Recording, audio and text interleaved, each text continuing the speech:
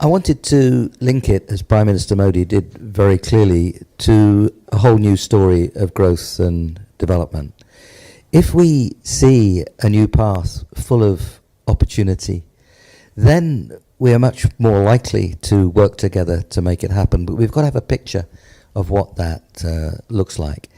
I listened very carefully to Prime Minister Modi's speech in Glasgow, COP26 in November of 21. And what he set out, including life, and life was very much part of it, but it's still a bigger picture of what sustainable, resilient and inclusive growth. नमस्कार दोस्तों, जय हिंद। Welcome to after morning news channel. PM Modi के प्रशंसक हुए British सांसद Nicholas stern. जलवायु परिवर्तन भारत की लाइफ कैंपेन की जमकर की तारीफ। पीएम मोदी के कार्य और नेतृत्व क्षमता को लेकर विश्व के कई बड़े बड़े नेता उनके प्रशंसक हो चुके हैं। इस लिस्ट में अब ब्रिटेन के सांसद, अर्थशास्त्री, बैंकर और शिक्षाविद निकोलस स्टर्न का नाम जुड़ गया है। एक कार्यक्रम के दौरान निकोलस स्टर्न ने पीएम मोदी की जमकर तारीफ की है। स्टर्न ने कहा है कि पीएम मोदी का ये मॉडल आपको ऐसा शहर देता है जहां आप घूम सकते हैं और सांस ले सकते हैं, वहां आपको एक उपयोगी परिस्थिति का तंत्र देता है और ऊर्जा संसाधनों का अधिक कुशलता से उपयोग करता है। मेरा मतलब है, अगर आप वायु प्रदूषण से लोगों को मारना बंद कर दे तो ये आउटपुट के लिए बहुत अच्छा है, लेकिन वास्तव में सीधे तौर पर लोगों को वायु प्रदूषण से होने वाली मौतों को रोकना बहुत महत्वपूर्ण है। ये विकास का मतलब है। इसीलिए अतीत के गंदे विनाशकारी मॉडल से टूटने और कुछ अधिक आकर्षक बनाने के नए तरीके की तस्वीर होने के कारण मुझे लगता है कि ये सभी के लिए एक साथ काम करने के लिए बिल्कुल मौलिक है।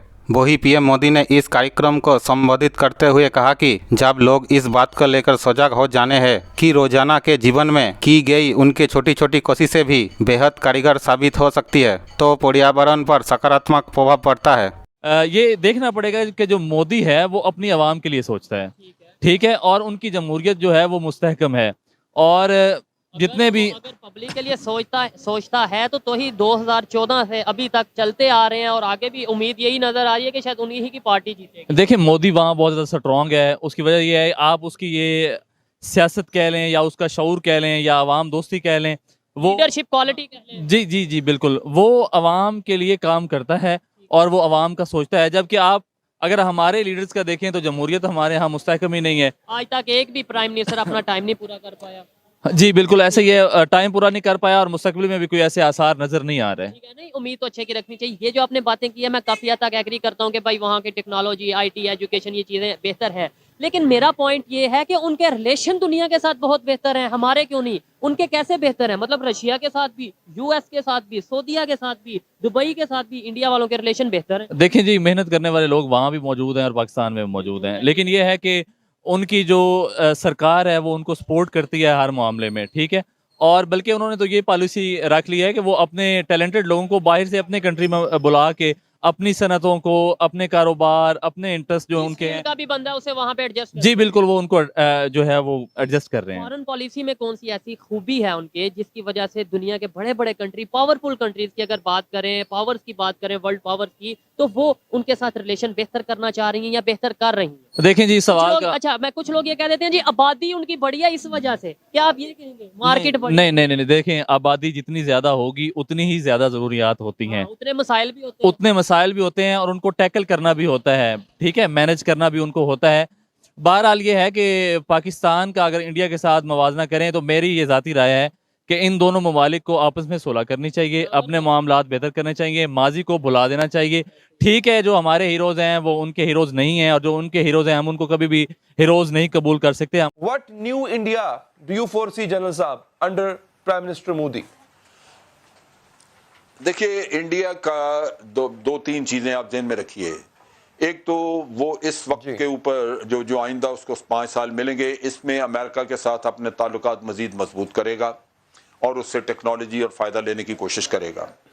दूसरा उसका जो इशू होगा वो अपनी अफवाज मजबूत करेगा और मेड इन इंडिया का जो उसका ख्वाब था उस पर तवज्जो ज्यादा देगा, सो भारत उसमें मजबूत होता नजर आएगा। तीसरी चीज यह कि भारत में नफरतें बढ़ेंगी और माइनॉरिटीज के लिए आइंदा आने वाले दिन ज्यादा मुश्किल होंगे। लिहाजा भारत को जो नुकसान पहुंच सकता है वो ये पहुंचेगा, वो अंदर उनकी अंदरूनी खलफशार से पहुंचेगा। जैसे मुसलमानों के खिलाफ नफरत है, ये बढ़ेगी और उस नफरत के बढ़ने से आप ये देखिए कि मुसलमान कम्युनिटी छोटी नहीं है, 20 करोड़ लोग अगर वहां पे मौजूद हैं तो उनका रिएक्शन भी आ सकता है। ये ज़हन में रखिए कि मोदी ने पिछले 5 सालों में कभी उस काम की ना कोई उस पर तनकीद की, ना उसकी मजम्मत की जो मुसलमानों के खिलाफ होते रहे। पहला जो मुबारकबाद का ट्वीट आता है जनरल साहब, वो इसराइल के प्राइम मिनिस्टर की तरफ से आता है।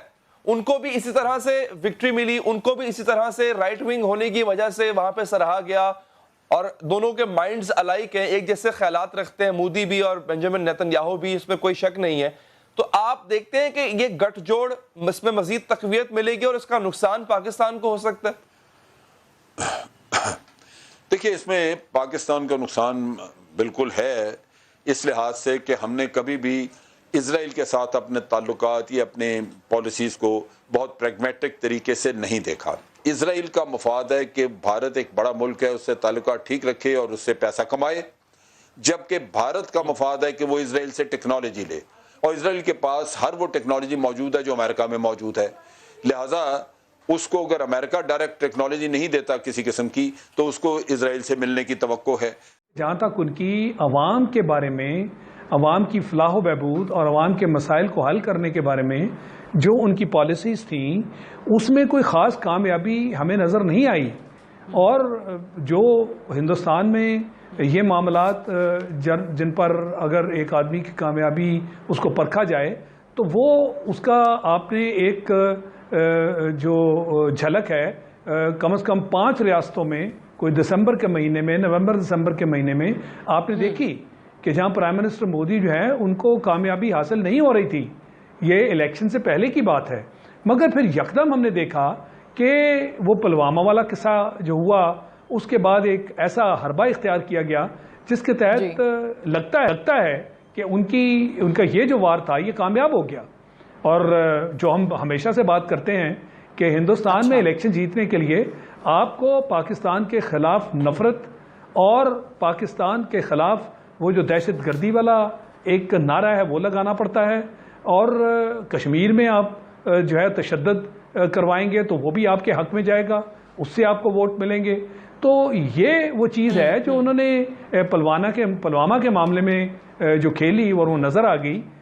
जो बालाकोट का मामला हुआ उसके ऊपर भी खूब झूठ बोले गए और एक कोशिश की गई कि वो एक ऐसी स्ट्राइक और पाकिस्तान के ख़िलाफ़ कोई ऐसी कार्रवाई की जाए, यानी जंग का एक पहलू देखते हुए गो उसमें वो बहुत कामयाबी हासिल करना चाहते थे, वो नहीं हुई, मगर उसको झूठ की बुनियाद पर एक और रुख दे दिया गया।